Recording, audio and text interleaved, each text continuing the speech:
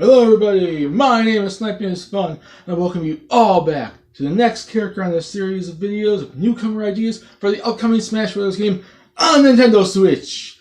Character number 43, Starman! And before I get started fully on the video, for those of you that have actually watched character number 42, the Octolings, I kind of cut the video abruptly at the end because I kind of had to go do something, and I didn't want to come back and leave you here because I don't edit these videos. I just kind of upload them as is, really. Cutting off the beginning and the ending, so it's a little bit more edited and flowing, and starts off and ends off at somewhere. So I didn't really get to finish the Octoling video quickly. So I'm going to quickly mention this right here in the Starman video. Sorry, Starman, I'm going to get to you in a second.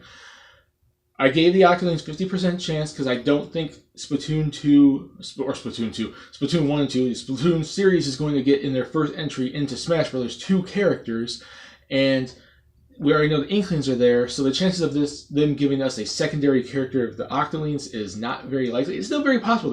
Sakurai might shock us and put them in there, but it's not very likely. The most likely thing we're going to see of the Octolings, whether it be the ones from the Octo expansion, the villain ones from the first game, both of them in general, is as costumes, as alternate character models, like an Elf Olimar type of situation, or the Koopalings for Bowser Jr., in terms of the Inklings. That's basically it. Right there, quick, done, 50%.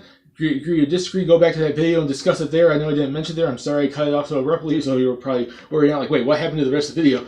It's right here. Sorry. There you go. Octolings, character number 42. Back then, check it out, discuss it there, have fun, whatever. This time, we're on character number 43, and it's Starman from the NES game Pro Wrestling. The Mexican luchador wrestler.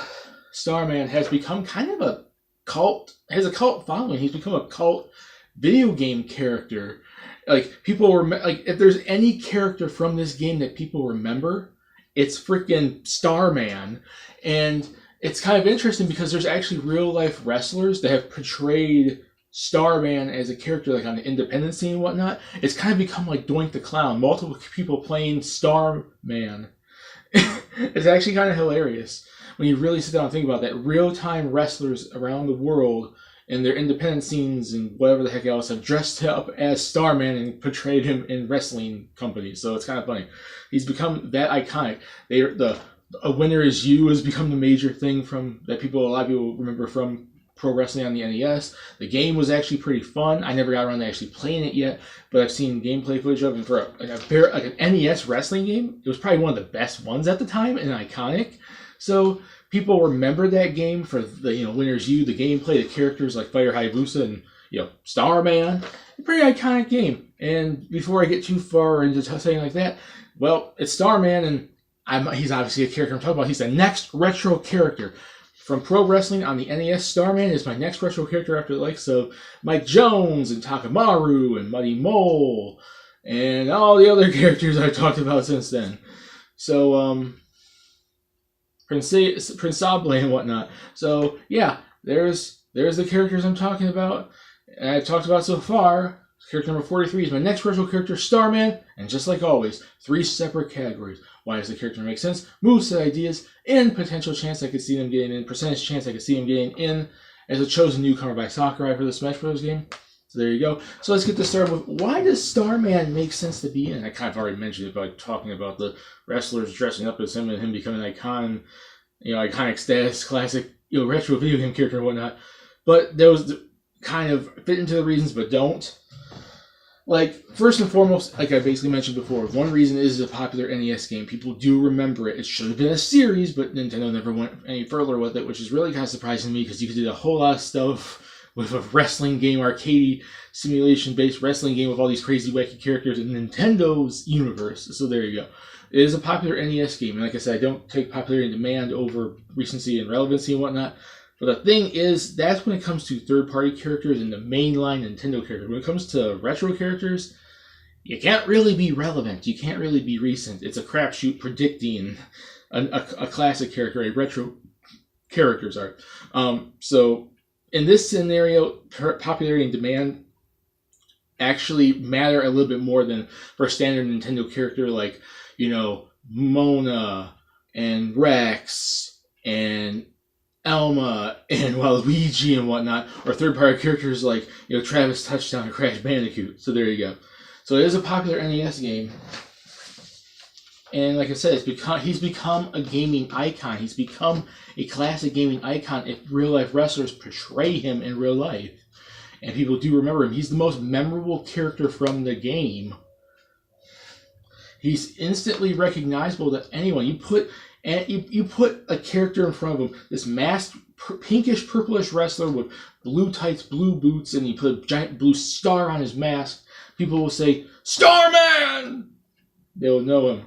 And it's a new fighting style that they would include in the game, wrestling. We have no wrestling characters yet in Smash Bros. It'd be kind of cool for Sakurai to include him because, you know what? I want to include a wrestling style character. And there you go, you got Starman there. And he's basically the typical NES retro character choice. I basically mentioned that more often than not, if you look at the retro characters, besides Mr. Game & Watch, which represented the Game & Watch handhelds, and Rob, which represented an accessory, every other retro character picked, Kid Icarus, when he was a retro character in Brawl, the Duck Hunt Dog, the Ice Climbers and whatnot, they've all been from the NES.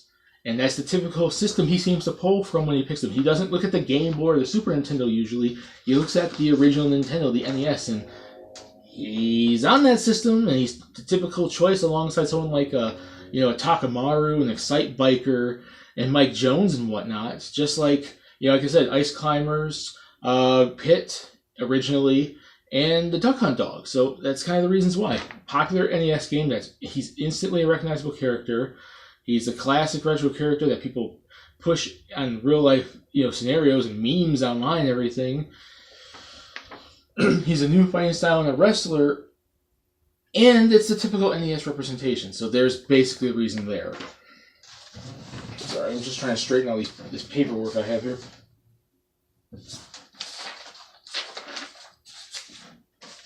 Give me a second. Here we are. I have all this stuff all smashed around. The second category, moveset ideas.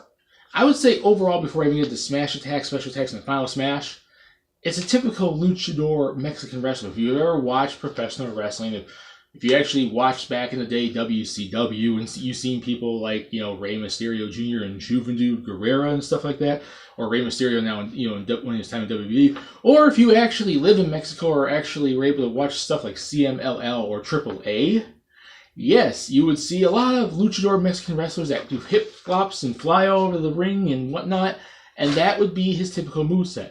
The game, he didn't have a full-fledged moveset. It was, you didn't get to see there was only so much you could do on the NES. So the movesets are still differentiated, but they could have went further if the series continued. So take what he did in the games, his special moves, and then just fill in the gaps with what a typical luchador masked Mexican wrestler would typically do. He's from Mexico. He's a masked wrestler. He does luchador stuff. Just Sakurai, you would just take that and you would run with it and give him lots and lots of high-flying maneuvers and drop kicks and flying attack type stuff, and that's basically what his moveset would be. And I basically would make his smash attacks a lot of lucha strikes, like high-flying drop kicks and like punches and forearm smashes and maybe jumping like karate type kick stuff. Stuff you would see someone like a Rey Mysterio Jr. do, or Juventud Guerrera, or Psychosis, or something like that. So or even La Parka or something too. Any luchador, high-flying masked wrestler, lucha strikes, punches, and kicks, typical wrestling maneuvers, but especially stuff that a luchador Mexican wrestler would do. His special attacks would basically be more of the showman moves, more of the big-time luchador showman moves, because luchadors usually like to show off. Luchadors try to get the fans on their side usually, and he's a face wrestler, or in terms of Mexican wrestling, a technico. So he's more showman. He's more wanting to get the fans on his side, get the fans to cheer him and whatnot, which a lot of his chants in the game should be wrestling chants anyways. When you get the, how, and you're doing really well and the crowd cheers you, your voice like Roy's our boy, stuff like Ike and stuff like that. It'd be a wrestling chant for him. He's more showman. He's more like getting the fans on his side. So all his moves are big time maneuvers that would get the pop from the crowd. So he'd be doing his major two special moves in the game. He does the flying cross chops and the somersault kicks. So he does his somersault kicks, he does his flying cross chops. Maybe you can make them chargeable, and then just add a lot more, showman, luchador-esque wrestling moves in there. A lot of like flip kicks, karate kicks, like variations on that. Just go into any WWE 2K game now and look for all the crazy kicks and punches you can do that look super high fly-y. There you go. He does somersault kicks. He does flying cross chops. He does Hurricane Ranas and DDTs even. He does a freaking Frankensteiner. There you go. You just give him all the crazy luchador moves to fit his personality because he's a masked luchador wrestler. And I don't normally talk about this, so before I get to the final smashes, I don't normally talk about the grapples, but I'd say make the grapples, wrestling grapples, and make him have maybe a couple. Maybe get him do a DDT. Make him do a Frankensteiner. Make him do a Hurricane Rana or some sort of like, he just grabs the opponent and he flips them over, or he grabs the opponent, he twists them and then throws them in the air kind of thing. He grabs the opponent DDT. He does like a tornado DDT, something like that. He does a tornado DDT, Hurricane Rana, the Frankensteiner and stuff like that. Just the electric chair drop, something like that would be his grapple moves. It's like how Snake's grapple moves were like the CQC, and certain characters do have their own unique grapple maneuvers when you grab an opponent. Make him do wrestling moves. There you go. And now in terms of Final Smash, I call it the match finale. Like usually in wrestling, people, let's just say people it's fake or staged or whatever you want to call it. Still enjoyable, but there's a match. There's a way they finish the match. The match finale. And it's going to basically be a combination of his somersault kicks and his flying cross chops, in my opinion. At first, he's going to run forward and he's going to do a cross chop. He's at this part of the stage, and anyone within this distance of him, he runs forward and he just cross chops them, sends them into a cutscene where they're all in a wrestling ring. So it's like a cutscene like the Duck Hunt Dog and the Wild Gunman shooting them with the cans, or Mega Man with the 5 Mega Man just shooting them, or the Xenoblade one where Shulk catches them and Dunban and Ricky help him, a cutscene type thing. He runs forward, he jumps forward, he cross chops like whew. Anyone in his vicinity gets thrown to a wrestling ring where then like all the crowds cheering. There's a crowd like, yeah, go Starman, Starman, Starman, Starman. And there's a flash from the crowd taking pictures and everything. And the opponents are like, what? And then he runs across the ropes. And then he runs forward and he does a somersault kick. Kicks all the opponents into the air. They get sent flying down. He runs into the ropes again. Flying cross chops, run into the rope. Flying cross chops, run into the ropes. Flying cross chops, 3 of them. And then they all get knocked down. And then all the opponents are laying on top of each other. And he just goes there and he pins them. 1, 2, 3. And then this explosion of fireworks and, all go off. All the electro-pyrotechnic type stuff goes off. And all the opponents get blown off stage. There you go. Boom. You represent wrestling, showmanship, and one giant freaking Final Smash. So, there you go. You basically just have him do the somersault kick to the opponents, do like 2 or 3 flying cross chops. They all get sent flying to the ground. He pins them 1, 2, 3, and the pyro goes off in the arena, and they get blown off stage, and the fans go crazy. And maybe you see a little animation of him celebrating, like, yes, I win, or whatever, I don't know. Starman. Now, in terms of percentage chance, I could actually see, him actually getting in. I'm going to give him a 50% as well. He's probably one of the not as likely retro characters I could see, but he's still very much a top choice. I don't give retro characters super high percentage chances because it is a crapshoot to predict them. It is a crapshoot. You can't really predict retro characters because Sakurai could just pick a retro character out of the box. Oh, who do I get today? Oh, Starman, I'll put him in. Like, he doesn't seem to, go off, relevancy, recency, push from the company, push from third parties, characters that are heavily being utilized. Retro characters tend to be whoever Sakurai personally wants, which makes them different than the normal Nintendo characters and the third-party characters. And the highest one I basically ever gave a percentage to is Takamaru because of how heavily utilized he's been lately. He actually has some relevancy. But likes of Muddy Mole, Excite Biker, Mike Jones, Starman are kind of in that mid-range below Takamaru type of thing. That doesn't mean Takamaru is a guaranteed choice. It just means he's more likely. But I would love to see Starman get in, and I think 50% chance there's still a possibility we could see him in the game. It's just not the most likely retro character that Sakurai would probably pick, but he is relevant enough, at least in terms of iconic, mainstream media status. Quotations there. Like, he at least might be picked because of that and because of his originality as a wrestler and whatnot. So there you go. Not really, a top choice, but still there. So that's basically it for Starman. Put in the comments what you think. You guys agree with him, disagree? You want to see Starman? Do you think, or maybe someone else from pro wrestling, like Fighter Hayabusa or something, should be in instead? Does pro wrestling even deserve a character from the NES? What about my moveset ideas? What moveset ideas would you give him? What reasons do you think he makes sense in? You don't want him in. What 50% is too high, too low? Put in the comments below.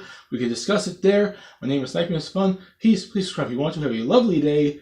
And stay tuned for character number 44 when I jump back into the world of Fire Emblem and talk about Lyn.